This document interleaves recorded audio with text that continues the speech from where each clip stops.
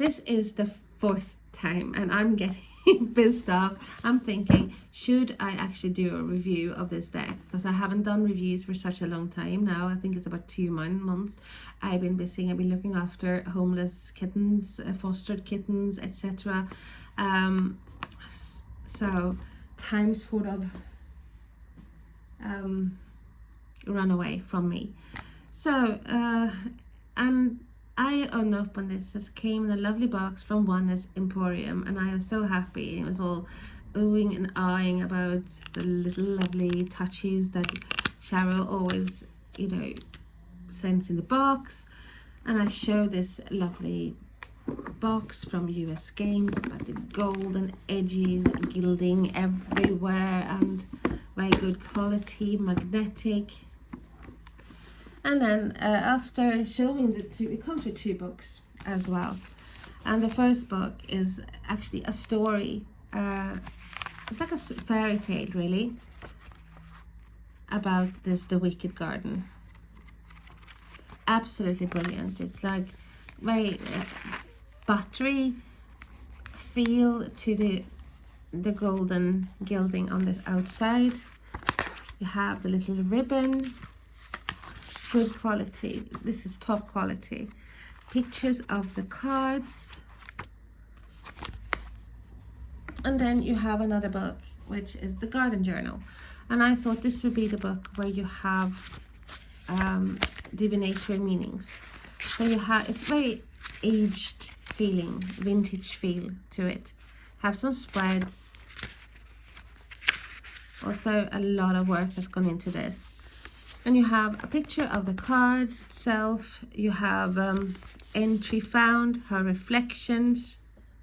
But it's not really like most oracle decks you get. You have like a divinatory meaning.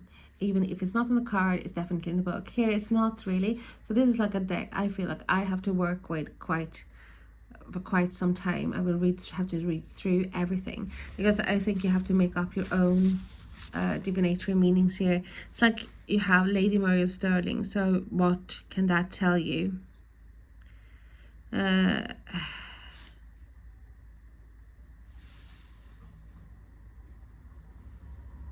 It doesn't really, it's like offers my kindness and do my best to restore what once was. So it's not I think it's faith. Do I trust in the universe? I have faith that everything will fall into place.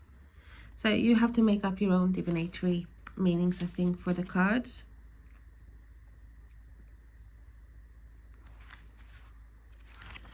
And it's amazing. I really like what they've done. You have the name of the card in the book, and you have in Latin. So many things here is like, that's why it's called the Wicked Garden, because lots of poisonous plants. So the balance, it can heal and it can bring chaos and death and despair. So I feel like I'm losing my voice again because I've been sitting 4 times. But look at this. It's such a quality box. I am stunned. It's beautiful, and you can actually put it in your bookcase like a book. So what this is, foundation, what is in this? It comes in an envelope as well. Oh, you get a key. And this is not a shitty key. This is not like plastic. It's actually metal.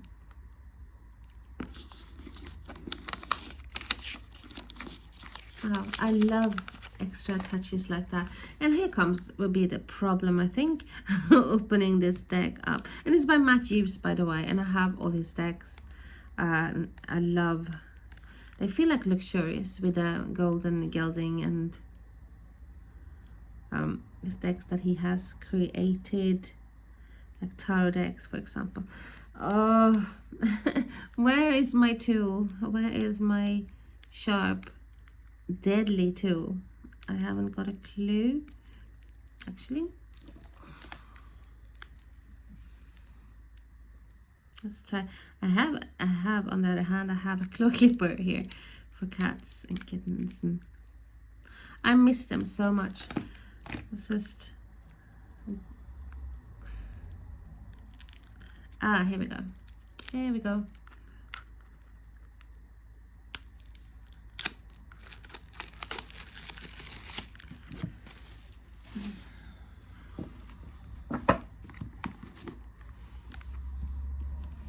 I meant to change this as well to more Christmassy. Haven't done that yet. Look at what can we say about the good quality. This is such good quality, and look at that. Really luxurious cards. And if you compare this to a standard, let's see if we can get a standard card.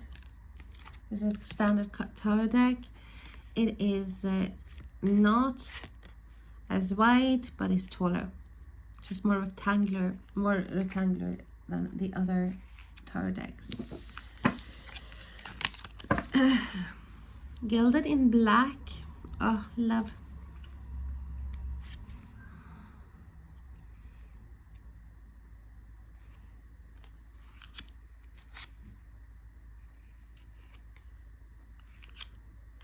Gorgeous.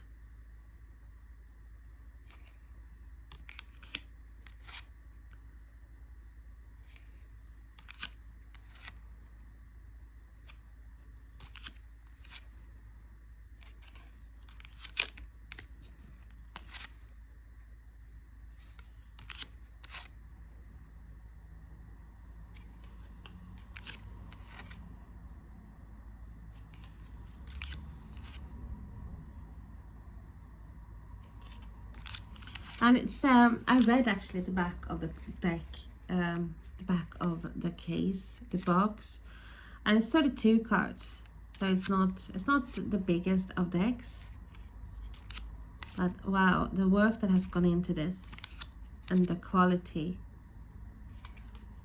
I can almost, like, you know, I'm alright with the 32. I'm not really though.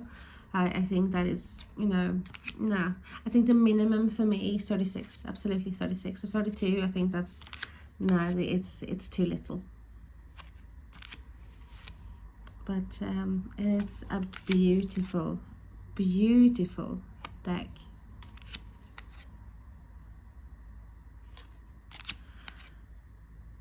And I do feel like I have neglected YouTube. I don't just feel, I know I have neglected YouTube. I haven't felt that joy doing anything to do with cards. I have done my work, I have customers doing readings, etc, etc, but I have not felt the joy of showing cards or anything. I've been in a bit of a downward spiral, I think, and most of my time was spent with the foster kittens as well. I suppose I am in a rut. I feel like I don't know where I belong anymore. I feel like a part of me wants to be in Sweden, a part of me wants to be here, and a part of me wants just to be able to travel and go somewhere. But I said I don't. It's just, I think I'm shedding lots of skin this year. Have shed a lot of skin this year, due to the fact that I'm going, well, changes. I want to change certain aspects of my life, and I know I will always love the cards, but I do feel like I have to do other things as well. So I love this deck, I really do. I am actually gonna check about just Hope Use and Matte Use. Wow.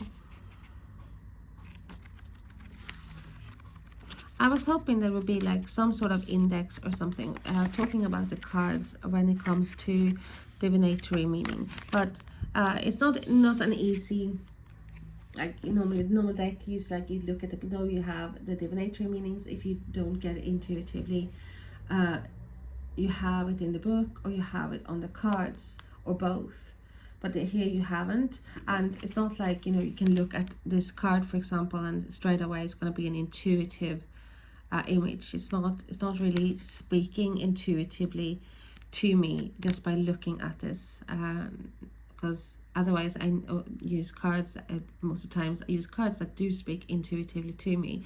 I don't like cards that I get nothing from. Very rarely I get cards that I don't get anything from, but I do feel like this is just, you know, yeah, you can have stern here, you can have like angry or whatever, but you make up your own little meanings or words here for the deck. They are so gorgeous though.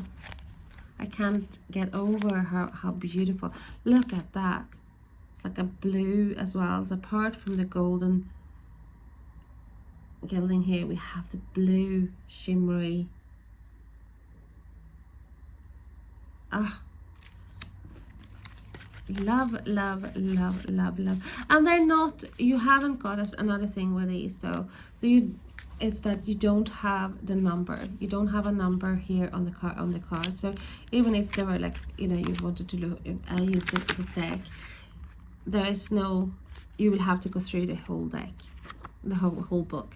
That's why I said it's like probably for me anyway, I will have to read through both the books, and then make up my own mind about the cards, how I will describe the cards, what attributes should be for the cards. At the moment I don't know. Oh, well, we have this fly agaric, you know, okay, deadly, of course, beautiful but deadly, but it's just certain things, I don't know. So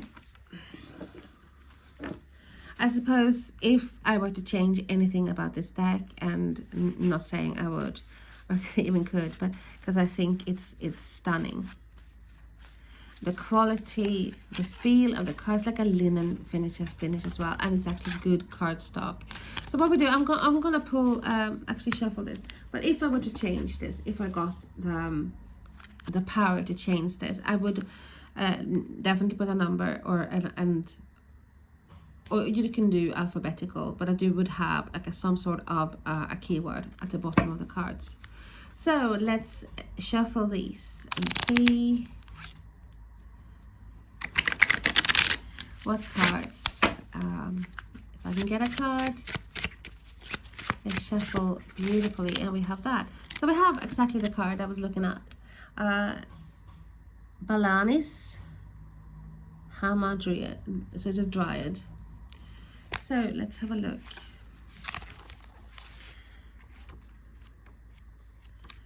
Let's look at this one.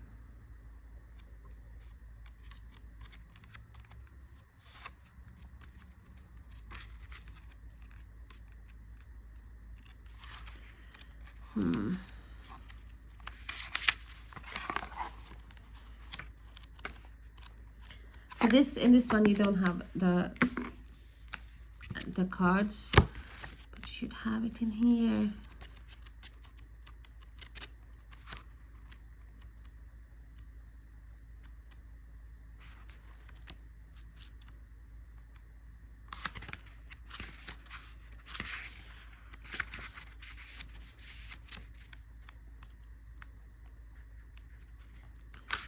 You see what I'm talking about this should really be the B. I would thought, yeah, there it is, but it's not the same picture. In a grove at the edge of the garden, I encountered Balanis, a hamadryad deeply intertwined with oak trees. She explained that she is bound to this garden's tree and shares its fate. Balanis explained that she is connected to everything in the garden by underground networks that, admittedly, I do not fully understand, and feels deeply for each of the lives within. I feel her light has darkened over the years of cruelty and isolation as she looked around with a kind of sadness in her eyes. I followed faunus to this land. It was once green and fertile. Then the men came and isolated us. I felt as if I was sentenced to death for merely existing. she said to me in angered, hushed tones. Okay,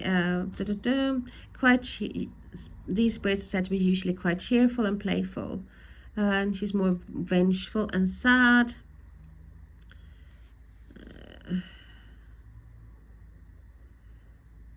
She's been reluctant and somewhat hostile to speak with Lady Stirling after witnessing the abuse and neglect from the male relatives in the Stirling family.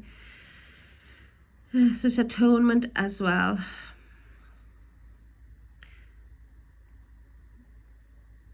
If the tree is harmed or dies, the nymph does as well.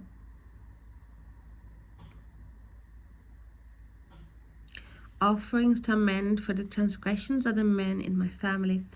This is here. What are some ways I've experienced harmony with nature? How do I navigate cruelty without succumbing to it myself? How much am I affected by those around me?